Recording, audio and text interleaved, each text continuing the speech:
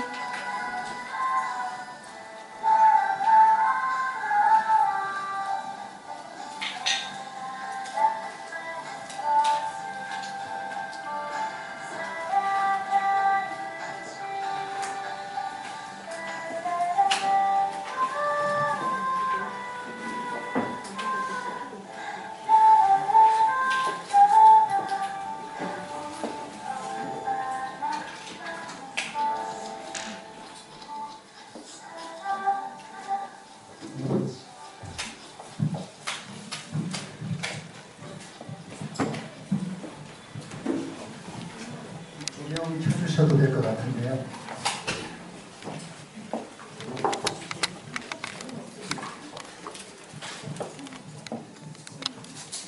인사드리겠습니다. 반갑습니다.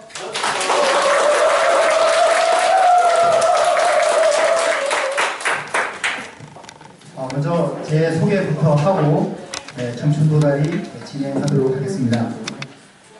제가 오늘 구미 도다리를 오기 위해서 사실 아침부터 분주하게 움직였습니다. 여러 일정들이 있어서 움직였었고요. 근데 그렇게 나오려고 하다 보니까 이제 아침에 제가 오늘은 무슨 옷을 입을까 고민을 했었습니다.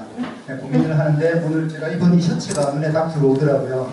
어떻게 저한테 좀 어울리는 것 같으세요? 네, 감사합니다. 수준이 높으신 것 같습니다.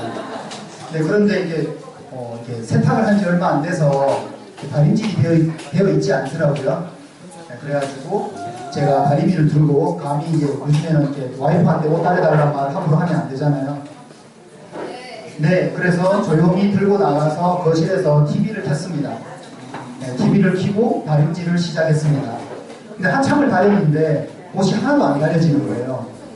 그래서 저는 처음에 제 다리미가 고장난 줄 알았습니다. 그래서 몇 번을 둘러보다 보니까 콘센트의 전원을 제가 안 켰더라고요. 그래서 갑자기 들었던 생각이 있었습니다. 아, 다리미의 온도가 올라가지 않으면 옷이 다려지지 않는구나 라는 생각이 들었습니다.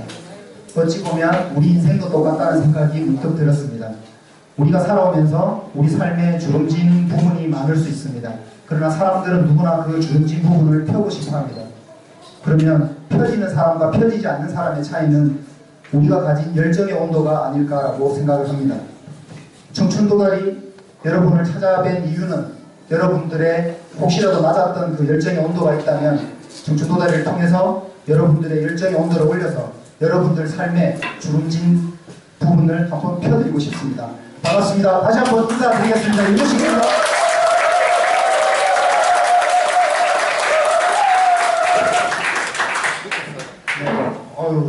다른 지역에 가면 사실 제발 박수 좀 쳐주세요 이렇게 하는데 여기는 제발 정숙해 주십시오라고 해야 될 만큼 너무나도 에너지가 마땅하신 것 같습니다. 네, 정말 청춘도다리와 너무나도 잘 어울리시는 관객이고 청중이신 것 같습니다. 그러면 청춘도다리를 아무래도 처음 보시는 분들도 많고 여기 보시면 낚시 모임 아니냐고 물어보시는 분들도 많고 또 어떤 분들은 횟집이냐고 물어보시는데 과연 어떤 곳인지 간단하게 소개를 해드리겠습니다. 네, 청춘도다리입니다. 혹시 도다리 뜻 저기 보이시나요? 네, 도전하지 않는 청춘들이여 다시 한번 리셋하자입니다. 네, 그래서 여러분들이 잘 알고 계신 그 생선 이름이 많고요. 우리가 어떤 이름이든 간에 어떤 의미를 담느냐에 따라서 완전히 다른 뜻으로 해석될 수 있더라고요. 그래서 청춘도다리라는 이름을 지었고 또 어떤 분이 조금 전에도 제가 얼핏 들었습니다. 내가 청춘이 맞나? 라고 얘기하시는데 청춘도다리에서 말씀드리는 청춘은 돌아오실 수만 있으면 됩니다. 네, 그래서 저희들은 정말 아주 작은 유아부터 70대 어르신들까지 오셔서 함께 꿈을 나누고 자기 살아온 얘기를 나누는 곳이라고 보시면 됩니다.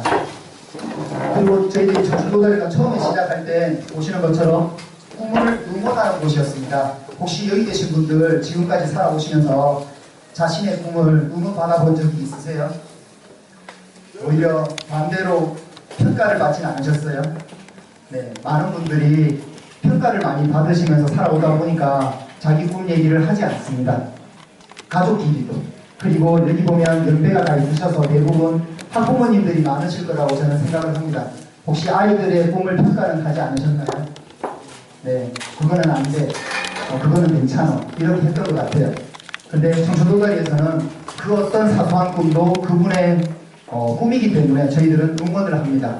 저희들이 올해 5월달이 되면 이제 2년이 되는 해입니다. 그동안 많은 분들의 꿈을 응원해 드렸습니다. 그랬더니 어떻게 변했을까요? 네, 꿈이 이루어지는 곳으로 변해버렸습니다. 그래서 이제부터는 청춘도다리가 꿈을 응원하는 건 당연한 거고요. 여러분들의 꿈이 이루어지는 곳으로 또 변신하기 위해서 지금도 무한히 노력을 하고 있습니다. 저희들이 원래 창원에서는 입장할 때 도다리 음악을 틀어놓고 도깨비를 능가한다고 해서 이렇게 하기도 합니다. 보시는 것처럼 저희들은 2016년 5월 달에 첫 시작을 했었습니다. 작은 카페에서 시작을 했었고요. 이걸 했던 이유는 저부터가 꿈이 없었고, 그리고 누군가한테 제 꿈을 응원받아 본 적이 없었습니다. 그래서 함께 이 꿈을 응원하고 같이 이렇게 이루어보고 싶은 마음, 그냥 작은 정말 재미를 위해서 시작했었는데, 어느 날부터인가 꿈이 이루어지는 걸 보면서 이게 꿈을 응원해준다는 게 이렇게 큰 임팩트가 있는 거구나. 그리고 사람들이 정말 행복해했습니다. 그분이 결코 우리가 생각하던 지위가 높거나 돈이 많아서 그런 반응을 보이는 게 아니라 나의 꿈을 누군가가 인정해 주는 것만으로도 너무나도 행복한 느낌을 가진다는 걸 우리가 확인을 했습니다. 처음에 제가 저 모임을 만들었을 때 의욕이 엄청나게 올랐었습니다. 그래서 하면 무조건 대박이 터질 거다라고 생각을 하고 혼자 이렇게 말도 안 되는 사무실에서 프린터물을 하나 만들었습니다. 한 100장 정도를 뽑았었고요. 창원에 있는 모 대학교 앞에 정문에 가서 누가 시키지도 않는데 학생들한테 90도 인사를 하면서 제가 이런 멋진 모임을 만들겠습니다. 와주십시오 했습니다. 자, 와주시는 분께 선물을 하나 드리겠습니다. 몇 분이나 왔을까요? 2명! 2명! 자, 그 다음 3명! 네. 12명. 아, 좋습니다. 12명. 자, 이 아무도 안 왔다! 네? 아무도 안 왔다! 아무도 안 왔다. 박수 부탁드립니다.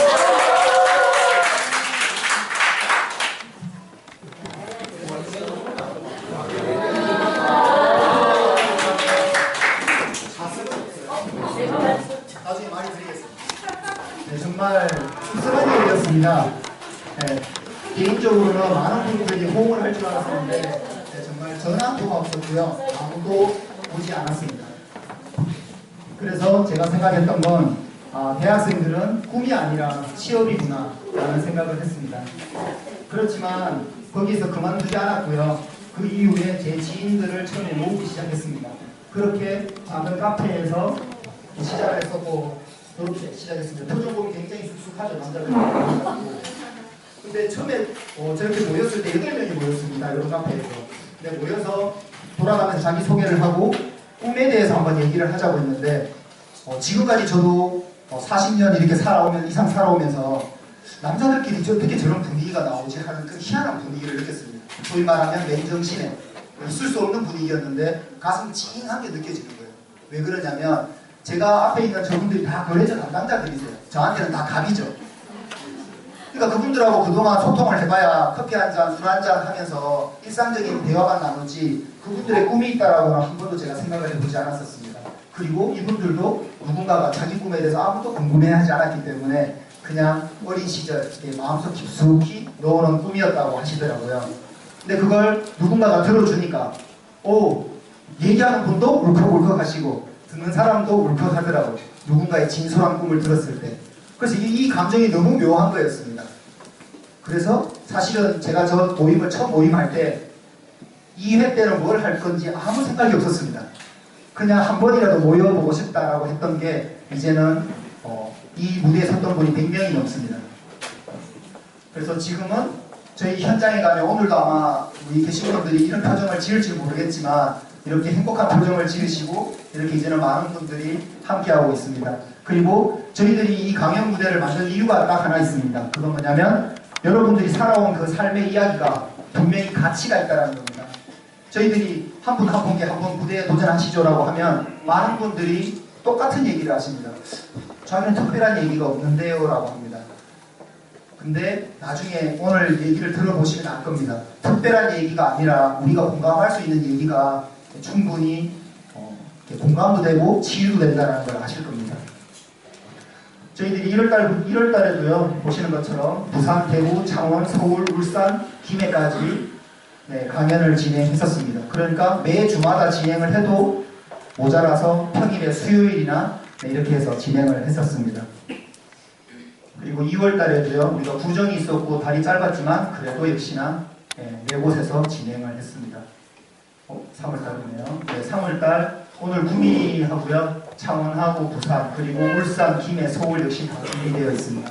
이렇게 활발하게 하고 있고 그리고 각 지역별로 봤을 때는 한 달에 한 번일 뿐입니다. 구미도 한 달에 한 번인 거죠.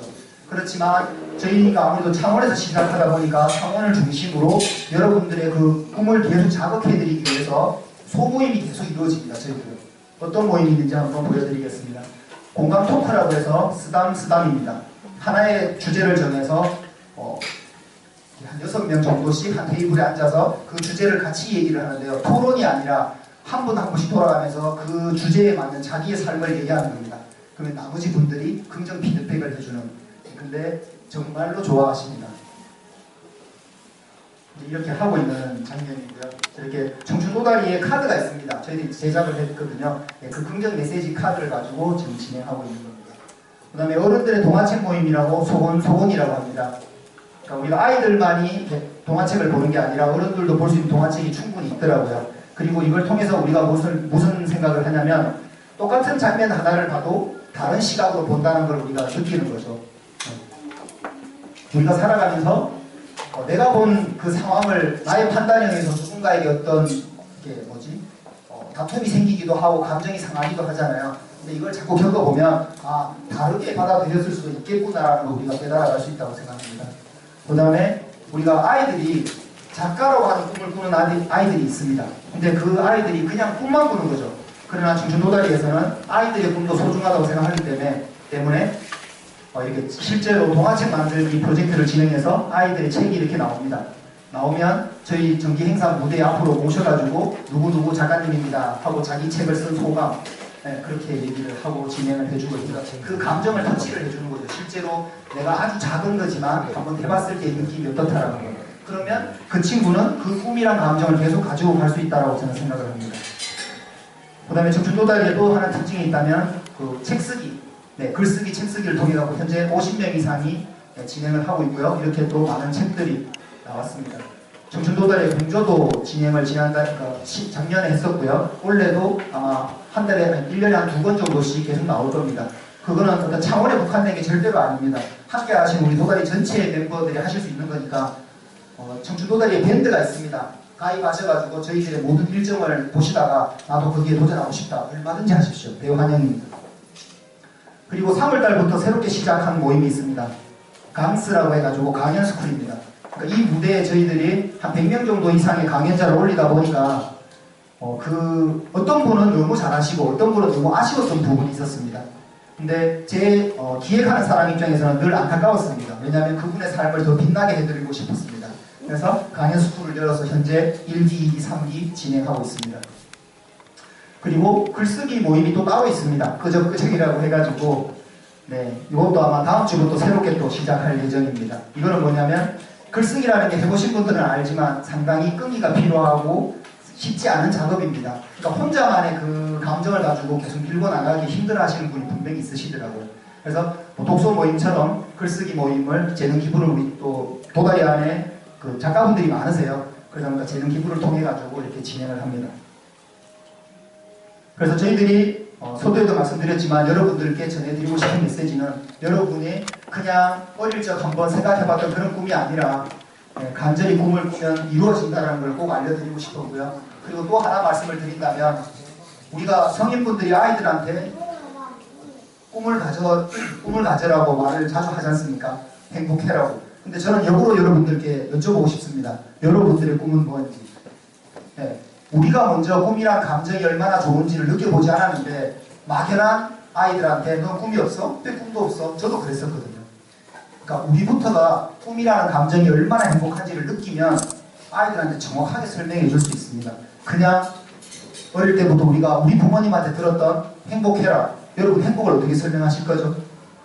그냥 행복해라고만 했지 어떻게 하는지 하면 행복한지 우리가 들어본 적이 없는 거죠. 똑같습니다. 꿈도 저는 그렇다고 생각을 합니다.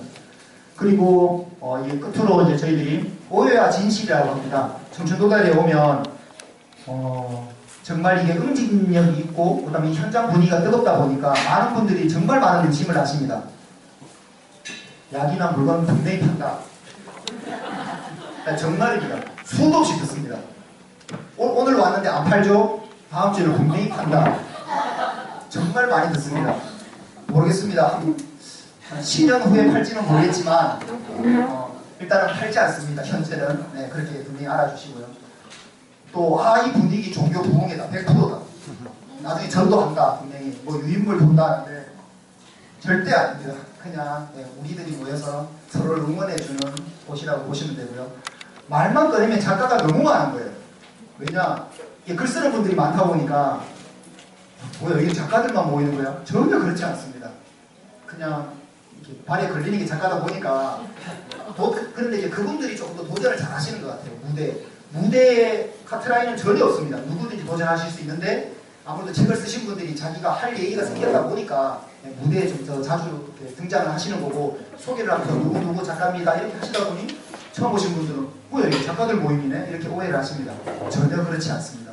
아마 대한민국에서 가장 많은 작가를 구경하는 곳이 저는 청춘도달일 거라고 생각을 합니다. 네, 그리고 오늘 보니까 귀한 분들이 또 이렇게 단체로 와주셨다고 해서 제가 그래도 소개를 해드리고 가는 게 맞을 것 같아서 킥스 플랫폼이라고 설명을 이렇게 해주셨더라고요. 4차 정보 시대에 각자 가진 재능이 어우러질 수 있는 곳을 플랫폼이라 이름하여 만난 따뜻한 곳이다. 아침형 인간의 온라인 속에 만난 공간, 그래서 이름하여 킥스 플랫폼이라 합니다. 좋은 글, 그림을 공유하면서 성실 피드백으로 아침 명상글에 대한 댓글에서 느끼는 배움이 있는 모임이라고 해서 오셨는데 혹시 오신 분들 한번 손 한번 들어주시겠습니까? 네, 환영의 박수 부탁드리겠습니다. 나중에 강연 끝나고 나면 또 소개하는 시간이 있으니까요. 또 그때 정식으로 한번 소개해 주시고요. 또 오늘 핵심 강사 협동조합에서 오셨습니다. 구미를 비롯 경북, 대구 지역의 강사 모임으로 다양한 분야의 커리큘럼과 긍정적 마인드로 즐거운 직장, 행복한 사회를 만드는 강사 모임. 지역 문화 발전과 함께 청소년, 성인, 교육 및 인재 양성을 위해 매주 핵심 리더십 과정을 진행 중입니다. 혹시 손 한번 들어주시겠습니까? 네, 박수 한번 부탁드립니다. 자, 청춘도달이 규칙이 하나 있습니다. 여기서 주무셔도 되고 누우셔도 되는데요. 이거 하나는 지켜주셔야 됩니다. 강연자가 강연이 끝나면 네, 강연자의 이름을 기록하셨다가 기립박수로 박수를 쳐주고 그분의 이름을 우리가 한번 응원을 해주는 겁니다. 그래서 여러분께 미리 말씀드리고 싶은 건 이 자리가 소위 말하면 전문 강사님들이 나와서 어떤 지식을 전하는 자리는 아닙니다. 여러분들의 삶을 이야기하는데 우리가 그 삶을 평가할 수 있습니까? 없습니까? 없습니다. 평가해서는 안 됩니다. 그렇기 때문에 우리가 할 수 있는 건 응원입니다. 그래서 여러분들이 기립박수로 세주는 응원은 재밌다, 잘했다가 아니라 잘 살아왔다라는 응원의 박수니까 뜨겁게 쳐주셔도 되고요. 그 박수를 아마 이 자리에 계신 여러분들도 분명히 갖게 되실 겁니다. 그리고 청춘도달이 밴드가 있습니다. 나중에 함께 하실 분들은 가입을 하시면 되고요. 네, 이제 바로 시작하겠습니다. 오늘 일단 이렇게 많은 분들이 함께 해주셔서 너무 감사드리고요. 오늘 세 분의 강연자가 기다리고 있습니다. 그래서 시간은 아마 강연 시간으로 봤을 때 1시간 반 이내에 아마 끝날 것 같은데요. 오픈마인드로 저렇게도 살아가는구나, 저런 방향성을 가지고 살아가는구나, 편하게 즐겨주시고요. 뜨거운 박수 부탁드리겠습니다. 첫 번째 강연자 안병조 강연자를 무대로 모시겠습니다.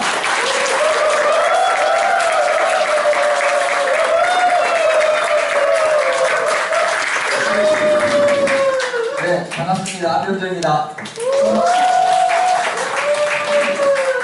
근데 너무 형식적으로 흐흐 안 하시면 되니까 좀 편하게 들어주시고 네, 바로 앞자리에서 티가 나가지고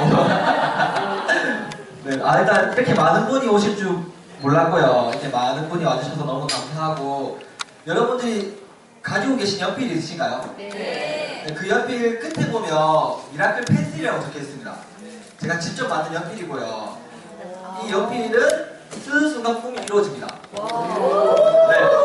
그래서 남녀노소 불문하고 제가 전 세계를 돌아다니면서 이 연필로 꿈을 전하고 있는데 꿈을 어떻게 전하고 있는지를 여러분들에게 또 알려드리도록 하겠습니다. 이 보면 제가 하는 일이에요. 저는 미라클 펜슬이라는 NGO 단체의 대표고요. 오 하죠. 대표인 이유가 있어요. 대표도 저 혼자 있고 직원도 저 혼자 있어요. 그러니까 이름 붙이기 나름이에요. 오늘은 이사할까? 하면 오늘 이사고요. 오늘은 다른 데 해볼까? 하면 다른 게 됩니다. 이렇게 하다 보니까 책도 쓰게 되었고요. 그래서 미라클 펜슬 저자가 되었고요. 그 다음에 극동방송, 또 라디오도 제가 매주 나오고 있고 이런 식으로 여러 가지 모임을 진행하고 있습니다. 제가 청춘도다리 부산 3회를 처음으로 무대에 섰어요. 여기 보이죠? 3회. 그 다음에 창원 25회 섰어요. 지금 한 장 더 찍어주세요. 이제 구미 1회가 여기 추가될 거예요. 네. 좀 찍어주십시오. 제가 강의할 때는 이렇게 되더라고요. 이렇게 찍으시길래 혹시 제 사진을 사용하신 분들은 지금 찍어주십시오. 알겠죠? 멀쩡할 때. 제가 부산에서는 이런 주제로 강의를 했어요. 청춘 도다리에 도전한다. 도전하는 청춘 도다리에 내가 한번 도전해보겠다. 건방졌죠? 두 번째는 창원에서 마지막이라는 주제를 가지고 강연을 했어요. 이 마지막이 어떤 마지막이냐면 우리는 지금 이 시간 다시 안 와요. 그러면 나는 지금 또한 마지막을 살아가고 있다. 오늘 과연 내 마지막 이 순간을 어떻게 보내시겠습니까? 저는 이렇게 보내고 있습니다. 라는 얘기를 전했습니다. 그래서 오늘은 난 꿈에 구미가 땡긴다. 이 주제로 여러분들과 함께 이야기를 나눠보려고 합니다. 네, 한 번 더 찍어주세요. 네. 네, 좋습니다. 네, 저는 이렇게 저를 소개해요. 가장 낮은 곳에서 피는 꽃, 자랑스러운 한국인, 안병조입니다. 반갑습니다. 제가 원래 자랑스러운 한국인이라는 말을 처음 써봐요. 이 말을 쓴 이유가 있어요. 제가 어제 베트남에서 한국으로 왔습니다. 근데 베트남에 친구가 생겼어요. 근데 그 친구가 식당에 갔는데 이런 얘기를 하더라고요. 와, 외국인 진짜 많다. 근데 이거 한국말로 했어요. 한국말을 잘해요. 그래서 야, 나도 외국인이야. 아니, 넌 베트남 사람. 제가 태국에 가면 태국 사람. 그러니까 현지인들이 그렇게 생각을 해요. 자기들이. 너는 한국 사람 아니야. 우리 태국 사람이고, 우리 베트남 사람이고, 우리 캄보디아 사람이야. 그래서 저는 오늘은 여러분들에게 자랑스러운 한국인으로서 제가 어떻게 한국을 알리고 있는지에 대해서 여러분들께 이야기하도록 하겠습니다. 저는 어떻게 하면 나답게 살아갈 수 있을까?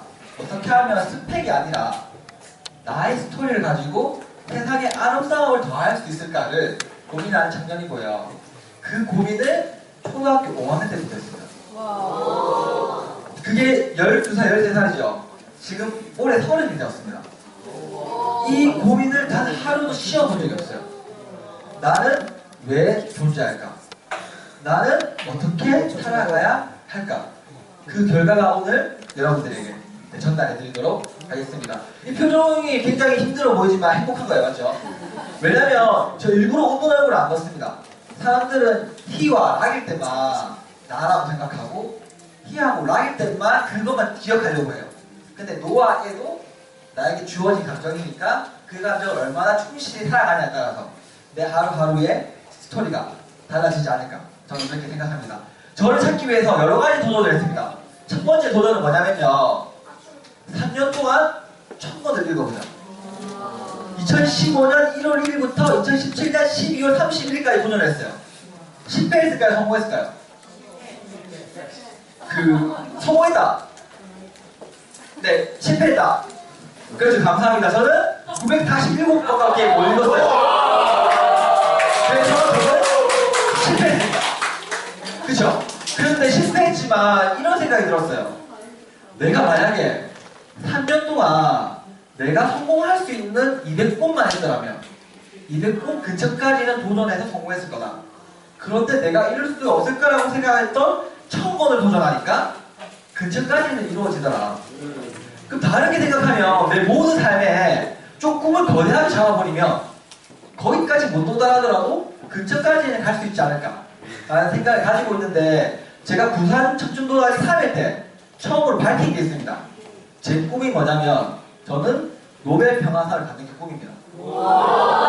제가 이제 다시 또 얘기하는데, 저는 노벨 평화상을 정말 받고 싶어서 얘기를 하는 게 아니라요, 받기 위해서 내가 하루하루를 어떻게 살아가고 어떤 마음을 가져야 될까, 그게 더 중요하기 때문에 저는 이런 목표를 향해 나아가고 있습니다. 그리고 책을 읽다 보니까 출판사랑 계약이 됐어요. 그래서 올해 6월이나 7월쯤에 미라클 펜슬이라는 이름으로 책이 나올 예정이니까 여기 계신 분들은 그냥 한 사람당 100권씩만 사주시면 아마 제가 베스트셀러가 되지 않을까 라는 생각을 가집니다. 어떻게 하면 글을 잘 쓰고 책을 쓸 수 있어? 라는 질문을 굉장히 많이 받게 되었어요. 이게 베트남에 갔다 와야 됐잖아요. 이게 제 베트남 아침 풍경입니다. 아침에 일어나면 제일 먼저 책을 읽고 그 다음에 바로 글을 씁니다. 이게 굉장히 힘이 커지더라고요. 매일 꾸준히 쓰는 거. 오늘 나 글 써야지? 절대 안 되더라고요. 왜냐면 페이지가 너무 많으니까. 오늘 내가 한 줄이라도 써야지? 라고 아침에 눈을 뜨자마자 이렇게 자리에 앉으니까 가능해지더라 라는 생각을 가집니다. 그래서 여기 계신 모든 분들이 작가가 될 수 있고 작가가 되었으면 좋겠다 라는 생각을 저는 가집니다. 이분이 출판사 사장님이세요. 사장님이 제가 인도에 가 있을 때 전화가 오셨어요. 제가 전화를 못 받았어요. 그래서 카톡으로 이렇게 하더라고요. 당신이랑 계약하고 싶다. 그런데 이때까지 작가를 한 번도 만난 적이 없는데 너는 좀 만나야겠다 라고 해서 그럼 제가 한국에 돌아가면 대전으로 가겠습니다 해서 대전에 만났어요. 근데 이분이 이렇게 얘기하셨어요. 기분 나빠하지 마라. 너는 글을 정말 못 쓴다. 그런데 네 글에는 울림이 있다. 내가 네 글을 읽고 이런 생각이 들었다. 네 책이 출판되면 내 주변에 있는 모든 청년들한테 내 돈으로 사서 네 책을 선물해주고 싶다. 그래서 제가 읽고 싶은 말은 잘 살려고 하지 말고요. 나답게 살아가라. 이게 정말 큰 핵심이고요. 이렇게 저는 울림을 대한민국에만 국한시키지 말고 전 세계 모든 사람에게 울림을 줄 수 있는 그런 청년이 되고 싶다 라는 생각을 가지고 살아가고 있습니다. 여기가 뭐냐면 제가 이런 고민이 들었어요. 작년에 가수가 노래가 끝나면 마지막에 뭐라고 얘기해 주시죠? 앵콜. 맞죠? 오케스트라가 공연이 끝나요. 그 마지막에 뭐라 하죠? 브라보. 앵콜. 이게 나오잖아요. 저는 작년에 이런 고민했어요. 왜 강사들은 강연이 끝나자마자 앵콜을 못 받지? 그래서 제 목표가 생겼어요. 나는 앵콜을 받는 강사가 되겠다. 그런데 이 꿈을 꾼 지 3개월도 안 됐어요. 제가 초등학교 200명 아이를 모셔놓고 열띤 강연을 하고 이제 마치겠습니다 하면서 마지막 멘트를 치고 있는데 아이들이 갑자기 미친듯이 박수를 치기 시작했어요. 그리고 오늘 강연을 마치겠습니다 하고 인사하는 순간 고개도 들기 전에 앵콜 앵콜 앵콜 이렇게 외쳐주더라고요. 그래서 진정한 강연은 울림이 통하면 앵콜을 봐할 수 있구나 라는 생각이 하게 되었고요. 그래서 그 다음 강사가 무대에 올라왔어요. 제가 강의하지 말고 앞에 있던 강사가 또 할까요? 그 강사 실수했어요. 네, 앞에 있던 강사 또 했으면 좋겠어요. 네, 하지 마세요. 당신 나오세요. 괜히 그분이 그만하셔가지고 자기 기분만 잡치고 강의를 잘하셨는지 잘 모르겠습니다. 아무튼 정말 원한다면 강연으로도 앵콜을 받을 수 있다를 몸소 경험한 청년이고요. 아까도 말한 것처럼 한국에만 이런 아이들이 있는 게 아니라 전 세계 수많은 곳에 울림이 필요한 친구들이 굉장히 많아요. 그래서 저는 인도네시아에 있는 아이들에게 한국말을 가르쳐줬습니다. 다들 그렇게 얘기해요. 한국말 어떻게 가르쳐줘? 제가 영어를 완전 못해요. 근데 우리는 어떻게 생각하냐면요. 다라, 뭐 오리, 뭐 토끼 이렇게 가르쳐주잖아요. 저는 한 명씩 나와서 상황으로 가르쳤어요. 부딪히면 아이씨 이게 하지 말고 괜찮아요? 뭐 이런 식으로 한국말을 가르쳐줬어요.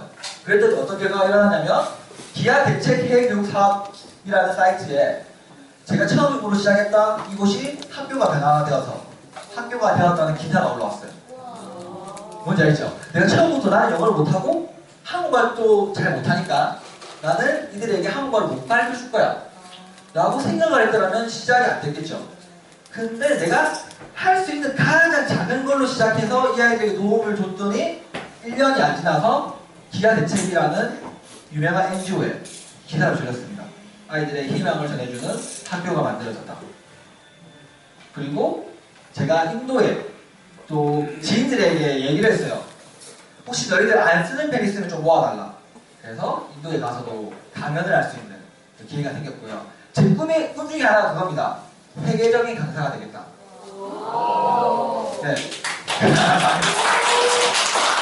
그래서 이렇게 인도에 있는 아프간 난민 친구들한테도 제가 어떤 사람이고 너희들은 어떻게 살아야 되는지에 대해서 얘기를 해줬습니다. 그래서 핵심은 이거였어요. 너희들은 대한민국이야. 꿈을 가져봐. 내가 도와줄게. 1950년도 대한민국에 전쟁이 일어났어요. 아이들한테 그런 얘기를 했어요. 대한민국이 너희보다 가난했다? 우리 뒤에도 두 번째였어. 근데 우리가 잘나서 일어난 거 아니야. 역사상 유례없게 전 세계에서 엄청나게 많은 나라가 우리를 도와줬어. 그들이 우리의 손을 안 잡아줬더라면 우리는 지금 이 자리에 못 있어. 그러니까 나는 너희들한테 빚진 자야. 내가 한국을 대표해서 너희들한테 빚을 갚아줄게. 그러니까 너희가 힘들면 말해. 내가 아프간 같이 들어갈 테니까 아프간을 위해서 같이 힘을 합치자. 라고 당당하게 한국말로 했습니다. 이렇게 이제 영어 잘하시는 분이 통역을 해주시고요. 그래서 이때 목표가 생겼어요. 내 입으로 자연스럽게 영어를 할 수 있도록 영어를 공부하자. 근데 돌아오자마자 그게 잘 안 되더라고요. 그래서 다시 한 번 더 리마인드해서 다시 영어를 공부해야겠다라는 생각을 또 하고 있습니다. 이렇게 하게 된 이유가 있어요. 전 여행을 굉장히 많이 다녔어요. 20대 때 어떤 생각을 했냐면요. 20대니까 20개국을 여행 한번 해보자. 그랬더니 제가 22개국을 여행하게 됐습니다. 지금 돈이 많아서 그런 게 아니에요. 제가 가진 게 두 가지가 있습니다. 시간이랑 스펙을 안 쌓았어요. 그러니까 시간 많죠. 스펙 안 쌓았죠. 남들 토익 공부하고 남들 공무원 시험 준비할 때 저는 시간이 너무 많으니까 알바해서 돈 벌고 외국 갔습니다. 근데 제가 외국에 유럽도 가보고 미국도 가보고 러시아도 가보고 선진국도 가봤지만 제가 가봤던 캄보디아 아이들이거든요. 이 아이들 보면서 제 가슴이 떨리기 시작했어요. 그리고 처음 빌링강 갈 때는 너무 더러웠어요. 똥도 너무 많고 막 팔이 막 미친듯이 날아다니고 개도 싫어하는데 걔가 그렇게 막 다가오더라고요. 그래서 가라 하면서 갔는데 아이들의 눈을 보는 순간 그 모든 게 안 보였어요. 그리고 한국에 돌아왔을 때 한국 아이들을 봤는데 썩은 동태 눈깔이 같았어요. 저는 한국 아이들 보면서 진짜 순진하고 눈이 살아있다고 생각했는데요. 이 아이들 눈을 보는 순간 한국에서 저는 눈이 예쁘다는 소리 많이 들었는데 예쁘죠? 이 아이들에게는 명함도 못 만들겠구나 라는 생각을 하면서 굉장히 행복한 시간을 가졌어요. 이 사진 보이세요? 4살짜리가 2살짜리 동생한테 밥을 먹여주고 있더라고요. 우리 한국에서 어떻게 가르치나요? 야, 공부해라. 내가 밥 먹일게. 우리는 이런 사랑을 가르쳐주지 않는 것 같아요. 사랑보다는 빨리 성공해야지. 빨리 수학 문제 한 문제 더 풀어야지. 너 숙제했어? 너 뭐 했어? 그게 아니라 진정한 사랑을 가르쳐주면 아이들 스스로 자기가 하고 싶은 것을 찾을 수 있지 않을까. 저는 그렇게 생각을 하고 있습니다. 보이시죠? 이렇게 행복해하는 아이. 저는 이때가 너무 행복했어요. 그리고 이런 빈민가를 찾아가면서 이 아이들이 뭐가 필요할까? 내가 정말로 도움을 줄 수 있는 게 무엇일까를 고민하게 됩니다. 보이시죠? 아이들은 자기를 좋아하는 줄 알면 자기 편하게 잠이 들어요. 제가 신기하게 외국 갈 때마다 아이들 하나씩 다 잠이 들더라고요. 주지 당하기 좀 무서워서 잠들었거나 너무 편해서 잠들었거나 저는 후자라고 생각합니다. 누군가에게 편한 사람이 되어주는 것. 저는 제가 이렇게 얘기하니까 나는 운동화 줘야 되나? 나도 뭐 저거 해야 되나? 라는 착각을 하실 수 있다고 생각하는데 제가 말하는 도움은 그렇게 생각해요.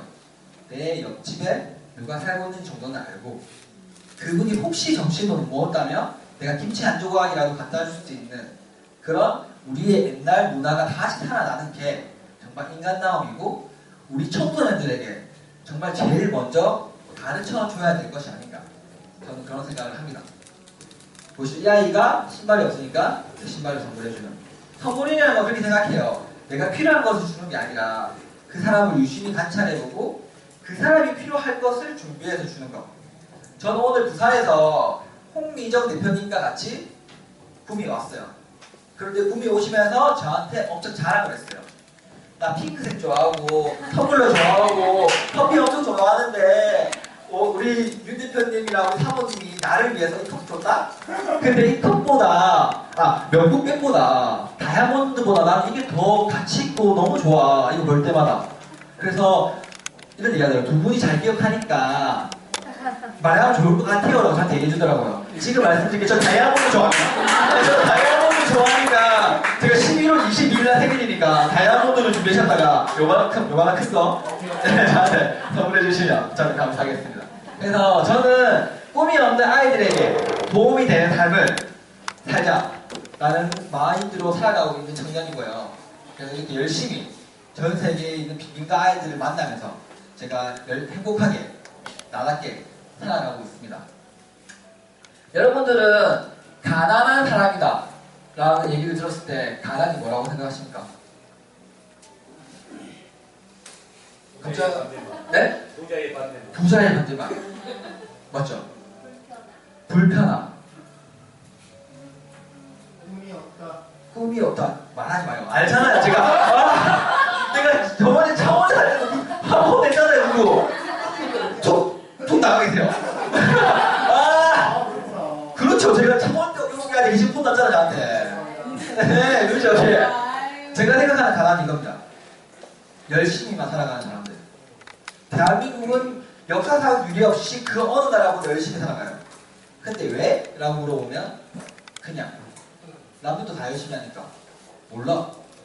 방향성 없이 열심히 하다 보면 방향성을 잃었을 때 내가 어디 있는지, 내가 여기까지 달려왔는지, 내가 왜 살아 어떻게 행동을 해야 되는지를 모르게 돼요.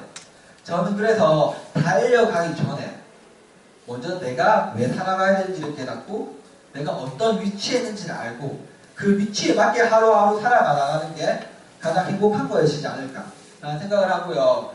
이렇게 또 빈민가 아이들은요 사실 10,000원이 없어가지고 빚쟁이가 돼요. 정말 먹는 거 있는 거는 별 큰 문제가 없어요. 그런데 진짜 혹시나 집에 한 명이라도 아프게 되잖아요. 그럼 이제 그 집은 망하는 거예요. 그러면 10,000원짜리 약이 없어서 10,000원을 옆집에 빌려요. 사채 없잖아. 그러면 그게 신기하게 몇 달이 지나면 10만원이 돼요. 그러면 내가 그 집의 노예가 돼요. 근데 아무리 열심히 일을 해도 돈이 안 갚아져요. 그래서 내 딸이 그 사람의 노예가 돼요. 그 딸이 자녀가 태어나면 자동으로 그 집의 노예가 돼요. 10만원이 없어서 노예가 돼요. 그러니까 그들은 아무리 열심히 해봤자 삶이 달라지지 않는. 근데 웃긴 게 뭔지 아세요? 전 세계의 모든 사람들에게 가난을 없애주기 위해서 얼마가 필요한지 아십니까? 그죠? 약간 수능 문제가 됐습니다. 한번 풀어보자. 40조면 충분합니다. 또 다른 질문 던질게요. 전 세계에 수십억 개의 NGO가 있어요. NGO가 연간 후원 받는 금액이 얼마일까요?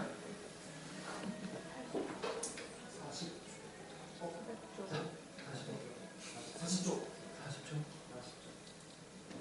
이상. 저 변명한 거 아닙니다. 네, 40조 이상 나왔습니다. 다음. 경매. 놀라지 마세요. 1,000조를 후원받아요. 근데 1,000조면 40조는 껌이에요. 근데 왜 가난이 안 하는 것일까요? 있는 놈들이 욕심이죠. 좋은 놈들이 너무 많아요. 그래서 저는 NGO를 만들었지만 정식으로 등록을 안 하고 있는 이유 중에 하나가 그거예요. 정말 아이들에게 100% 갈 수 있는 도움은 무엇일까? 그러면 정말 큰 돈도 후원 못 받아요. 왜냐면 그분은 저를 통해서 기부 영수증을 못 받으니까. 저는 그런 건 필요 없어요. 여기 계신 분들이 10,000원씩만 주시더라도 그 10,000원이 모여서 세상을 놀라게 변화시킬 수 있어요. 그게 더 중요한 것이 내가 도서관을 많이 지으면 미안하지만 제가 유명해져요. 저는 제가 유명해지는 사람을 원하지 않아요. 왜냐면 저는 조용히 살고 싶으니까. 알죠? 그래서 제가 아까 소개를 말했을 때 저는 가장 낮은 곳에서 피는 꽃 안명자라고 얘기했어요. 제가 왜 가장 낮은 곳이라고 표현을 하냐면요. 수많은 사람들이 높아지려고 해요. 왜 높아지려고만 하지? 아무 이유 없이. 근데 백두산에서 핀 장미고요. 우리 집 앞뜰에 핀 장미도 장미예요. 근데 여기 장미 보고는 너는 왜 빨개라고 안 물어봐요. 그리고 백두산에 있는 장미 보고는 너는 왜 빨개라고 안 물어봐요. 장미니까 당연히 빨갛고 아름답다고 얘기해요. 그러면 우리 사회 또한 내가 주어진 위치와 내가 주어진 환경 속에서 얼마나 만족하고 행복해하고 누리고 살아가는 게 중요한 거지 내가 죄를 이어서 올라가야지 라고 생각하는 순간부터는 친구가 없어지고요. 그러니까 그때부터는 우리의 삶이 좀 각박해지지 않을까 라는 생각을 가집니다. 그래서 나는 그렇다면 그 누구보다 낮아져야지. 그러면 나보다 낮은 사람 없으니까 누군가가 나를 밟더라도 그 사람은 나를 밟아서 또 다른 뭔가를 할 수 있겠구나. 내가 누군가의 발피는 돌이 될지언정 누군가가 일어날 수 있는 힘을 제공해주는 사람이 돼야겠다. 그럼 언젠가는 내가 정말 힘들어서 쓰러져 있을 때 나를 밟고 올라섰던 누군가는 다시 내 손을 잡아주지 않을까. 저는 그렇게 생각을 하면서 살아가고 있습니다. 그래서 아까 처음 이거였어요. 제가 빈민가를 하도 많이 가다 보니까 풍선도 주고 비눗방울도 주고 장난감도 주고 돌아오면서 항상 뒤통수가 쎄했어요. 왜냐면 내가 비눗방울 줬다? 근데 내가 하고 나면 비눗방울 다 물어버렸어요. 그래서 다시 이걸 만들 수가 없어요. 그럼 내가 허황된 재미를 선물해줘 놓고 내가 돌아가 버리면 내가 얘한테는 쓰레기만 주고 오는 거구나. 내가 정말 쓰레기가 아니라 이 아이들의 삶을 변화시켜 줄 수 있는 무언가를 어떻게 제공할 수 있을까? 라고 고민했을 때 연필이었고요. 그래서 제가 주변 분들에게 얘기했어요. 안 쓰는 연필이나 볼펜 있으면 다 후원 받겠습니다. 다 보내주세요. 이렇게 해서 저희 집으로 연필이 왔고요. 제가 일일이 다 이렇게 썼습니다. 나오나 안 나오나. 혹시 줬는데 얘가 안 나오는 펜 받으면 큰일 나잖아요. 4시간 동안 했습니다. 제가 가장 사랑하는 어머니와 함께. 이 뭐하노? 어머니 괜찮습니다. 저 펜 나오지 않는데 확인하고 있습니다. 같이 하자. 어머니 좀 시간이 많이 걸릴 것 같습니다. 같이 할게요. 나중에 아이씨 돈 줄게. 돈 좀 팔아. 어머니 이건 가치가 있는 거기 때문에 돈이랑 바꿀 수가 없습니다. 그래서 어머니가 12시에 시작해서 새벽 4시까지 간의 수고로 이렇게 하나하나씩 해서 이렇게 포장을 했고요. 그래서 2,000개의 희망을 제가 만들 수가 있습니다. 급하시면 빨리 전화 받아주세요. 집중을 불러시키지 마세요. 지금 몇 시간인데. 그래서 이렇게 있는 비민가 아이들에게 펜을 전달하게 됐고요. 펜을 전달하면서 질문을 하더라고요. 너가 왜 이런 일을 하게 되었는지 좀 얘기해 줄 수 있니? 그래서 자연스럽게 세계적인 강사가 된다는 꿈이 이루어졌어요. 맞죠? 여기에는 10명 정도밖에 안 앉아 있었어요. 그런데 인도 사람, 한국 사람, 스코틀랜드 사람, 그 다음에 일본 사람, 4개국, 4나라의 사람이 앉아 있었어요. 맞죠? 저는 세계적인 강사입니다. 그리고 지금도 저는 세계적인 강사라고 생각해요. 글로벌 시대라고 얘기하면서 우리는 자기가 선 무대, 자기가 서 있는 곳을 낮게 봐요. 저는 만약에 오늘 구미에 왔는데 단 한 명의 청중에 앉아 있더라도 저는 이 에너지와 이 열정으로 강연을 할 거예요. 왜? 그 한 사람이 내 이야기를 들어주려고 왔으니까. 오, 감사합니다. 근데 지금은 한 명보다 더 많은 사람이 앉아 계시잖아요. 그러면 여러분들 또한 저한테는 세계적인 사람들이에요. 맞죠? 그래서 오늘 나는 또 하나의 꿈을 이루었다. 세계적인 꿈이에서. 그러면서 이렇게 이제는 제가 직접 만든 펜을 가지고 이렇게 전 세계의 빈민가를 돌아다니면서 아이들에게 희망을 전하고 있습니다. 보이시죠? 연필 받으면 아이들이 싫어할 것 같죠? 돈이나 줬으면 좋겠지. 근데 아이들한테 연필 주잖아요. 그 어느 때보다 눈이 초롱초롱해져요. 그리고 한동안 연필만 보고 있어요. 그리고 저를 쳐다봐요. 근데 눈이 벌개져 있어요. 근데 정신을 할 때 물어봐요. 나 친구도 있는데 친구도 줘도 돼요? 불러라고 해요. 그러면 친구들이 와서 펜을 주잖아요. 그럼 애들이 굉장히 행복해하더라고요. 웃기죠? 대한민국 학생들은 연필을 주면 아이씨 돈으로 주지 PC방 가야 되는데 라는 얘기를 해요. 공부가 하나 일이 되어버렸어요. 그러면 재미가 없어요. 이 아이들이요 왜 공부하고 싶은지 아세요? 자기와 비슷한 또래 아이가요 가방을 메고 학교 가는 모습을 매일 봐야 돼요. 그럼 어떤 생각이 들까요? 나도 쟤랑 같은 나이인데 나도 학교 가면 공부 열심히 할 수 있을 텐데 라는 생각을 하지 않을까. 또 저는 그런 생각을 합니다. 그래서 최근에 베트남에 갔다 왔거든요. 베트남에서도 접니다. 베트남 사람 아니에요. 이렇게 아이들에게도 연필로 이제 희망을 전하고 있거든요. 신기한 게 아이들이요 제가 지나가면 툭 치고 장난을 쳐요. 그래서 사실 사진 찍을 때는 둘 다 얼어있는데 사실 저한테 먼저 시비건 아이들이에요. 너 잘 걸렸다 와봐라 해서 펜을 주고 같이 장난치다가 사진 찍으려면 이렇게 되더라고요. 근데 신기해요. 모든 나라 아이들이 나를 편하게 생각하고 쉽게 생각해주는 게 너무 감사하지 않을까. 그리고 지금은 저희 어머니가 그 말해요. 야, 니 어렸을 때 외모가처럼 생겨가지고 참 걱정 많았는데 네가 글로벌하게 생긴 이유가 있구나. 네가 글로벌하게 통한다 이런다고 하면 야 오히려 잘 된다 라는 얘기를 해주시더라고요. 저는 위로가 안 됩니다. 저는 자랑스러운 한국 페인트였으면 좋겠다는 생각을 합니다. 그래서 팬으로서 부족하다. 그래서 이제는 책을 선물해주자 라고 업그레이드가 되었고요. 그래서 이랬던 자리가 이런 식으로 공사를 거쳐서요. 이렇게 하나하나씩 건물이 만들어지고 있고요. 지금 이제 아이들이 책을 읽을 수 있도록 제가 이렇게 도와주고 있습니다. 제가 직접 또 인도 현지에 가서요. 어떤 책이 좋을까도 모르겠지만 일단 그림이 많은 책으로. 맞죠? 대한민국 어른들도 그림이 많은 책 보는 순간 야 좋은 책 선물해줬네.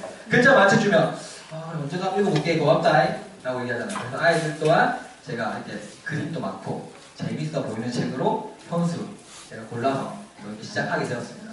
많은 사람들이 그런 질문을 해요. 도서관 짓는데 많은 돈이 들지 않아? 어떻게 그걸 다 감당해? 패러다임이 바뀌면 충분히 가능해요. 자, 내가 도서관에 왔습니다. 도서관에 10만 부의 책이 있어요. 근데 결국에 내가 선택하는 책은 몇 권이죠? 한 권. 제가 10권을 꺼내왔다 하지만 동시에 읽을 수 있는 책은 몇 권이죠? 한 권이에요. 그러면 이곳에 한 권의 책이 있더라도 내가 읽게 되는 뭐죠? 도서관입니다. 그리고 건물을 지어야지, 책장을 넣어야지, 의자를 놔야지, 책상을 놔야지, 안 쓰는 공간인데 이거 좀 치웁시다. 여기에 책 한 권으로부터 도서관 시작합시다. 라고 시작했기 때문에 우리나라 돈 2,000원으로 시작할 수 있어요. 그래서 이런 식으로 도서관이. 책이 엄청 많아 보이죠? 이분이 DP를 잘하셨어요. 다 세워져 있습니다. 근데 이 정도면 충분하지 않나요? 네. 혹시 아이들이 이 책을 다 읽었다? 너무 감사하죠. 그럼 또 돈을 보내주면 돼요. 더 많은 책을 살 수 있게. 근데 혹시 이 책도 안 읽었다? 그러면 이제 그분 담당자 전화해야겠죠. 앞으로 책 못 주겠습니다. 이 책도 안 읽으니까. 그리고 도서관을 지을 때 이분이랑 항상 연락을 해요.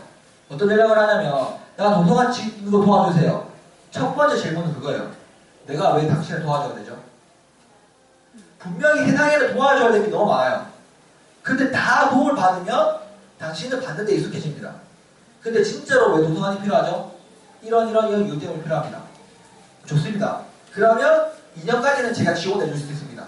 2년 후에는 어떻게 관리할 겁니까? 그 계획이 나오면 제가 기어드리겠습니다. 일방적으로요, 도와주는 거는 그 사람들을 바보로 만드는 거예요. 그런데 그 사람들이 운영하고 관리하고 체계적으로 뭔가 선정할 수 있게 도와줘야지만이 진정한 도움이지 않을까. 저는 그렇게 생각합니다.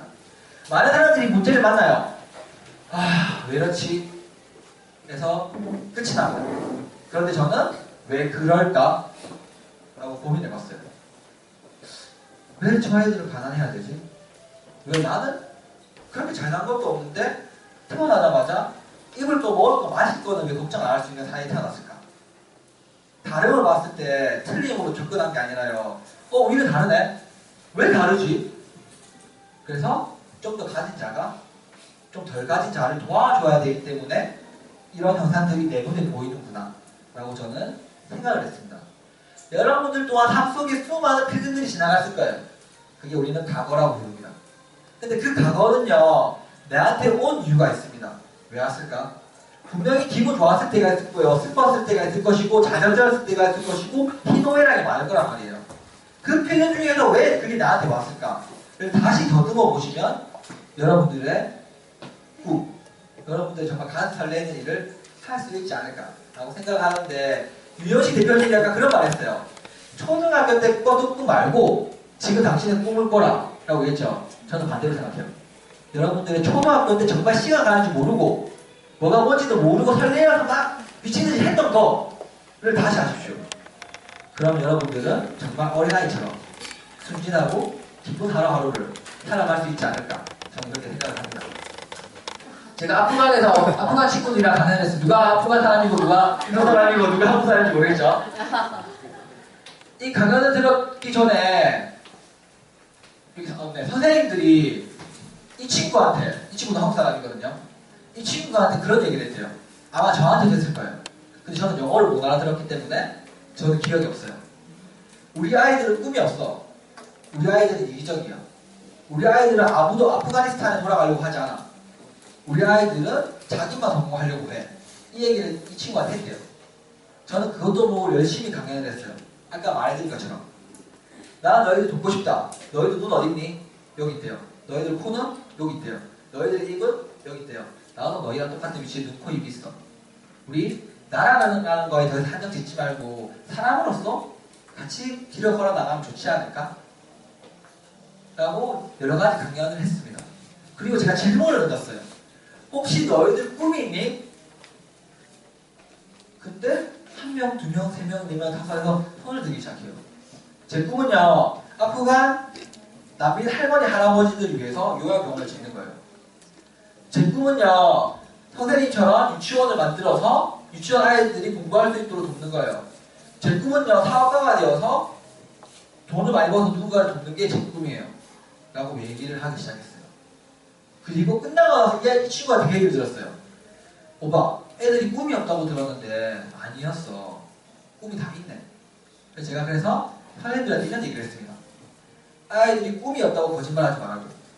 한 번도 당신들이 진지하게 꿈을 물어본 적이 없고 꿈에 대해서 생각할 수 있는 시간을 준 적이 없고 공부해야 된다, 성공해야 된다, 경쟁해야 된다만 강요하다 보니까 아이들은 마치 그게 정답인 줄 알고 살아갔는데 정말 자기들에게 꿈을 생각할 수 있는 메시지를 던져주는 순간 아이들은 꿈을 꾸기 시작했다고.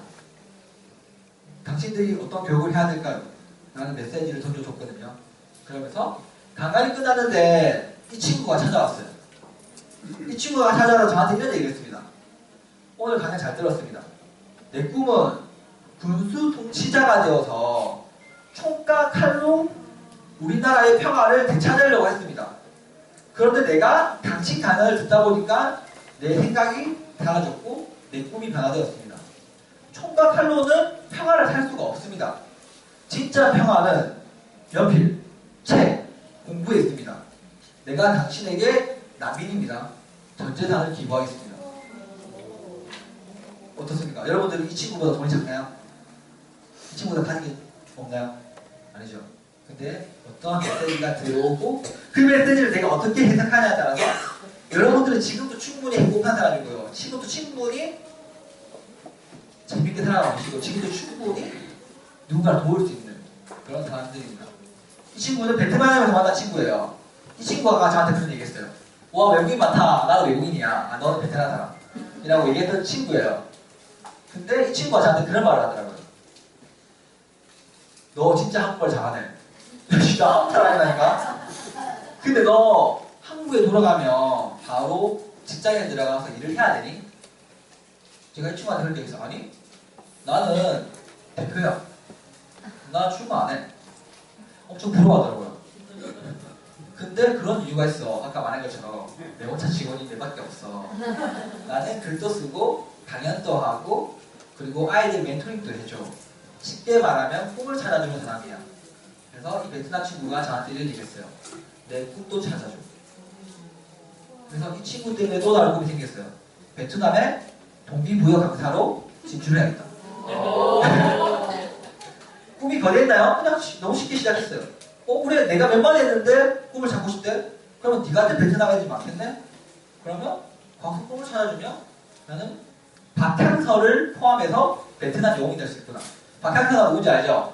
베트남 축구 맞죠? 우리 청소년 축구팀을 준우승으로 만들어서 베트남의 영웅이 된 박향서를 이어서 또 다른 친구들에게 영향을 주는 사람이 될 수 있지 않을까 저는 그렇게 생각합니다.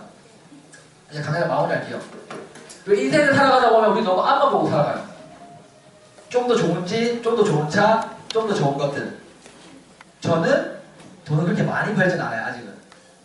근데 앞으로 엄청 많이 벌 것 같아요. 근데 제 친구들은 대표인 애들이 엄청 많아요. 진짜 대표. 그리고 대기업에 다니는 친구들도 많아요. 근데 그 친구들은 부모님한테 용돈을 20만원에서 50만원을 줘요. 저는 번 돈의 거의 절반 이상을 부모님한테 용돈을 드려요. 그래서 저는 매달 100만원 이상의 용돈을 드려요. 그게 가능한 이유가 뭔지 아세요? 저는 아이도 차가 없어요. 제가 저를 돌아봤을 때 내가 가진 게 많게 되면 고정비용이 많이 나가게 되고 고정비용이 많이 나가게 되면 내가 정말 자유롭게 돌아다니면서 누군가를 돕는 게 힘들어지겠구나. 될 수 있으면 고정비용을 다 줄이자. 내가 조금 불편하더라도. 그래서 저를 계속 돌아보다 보니까 차는 아직 필요 없겠고 그리고 내가 진짜 필요한 거는 하루에 누군가를 도와줄 수 있는 돈. 오늘 또 여기 오기 전에 제가 탈북한 청소년들을 또 가르쳐 준 적이 있어요. 이제 집에 버스 타려고 나오는데 애들이 가고 있길래 야! 불렀어요. 그래서 어디 가요? 오늘 강연하러 간다. 야, 아이스크림 먹으러 가자. 그래서 아이들한테 아이스크림 사줬어요. 그리고 그 아이들에게 제가 2,000원을 썼어요. 제가 오늘 사용한 돈 중에서 가장 값진 2,000원이었어요. 와. 이 아이들 보시나요? 모든 아이들은 꿈이 있고요. 태어난 이유가 있습니다. 또 다르게 얘기할게요. 모든 사람은 어린 아이였습니다. 왜 그때의 시간을 어린인 척하고 살아가십니까? 어린 아이여도 괜찮아요.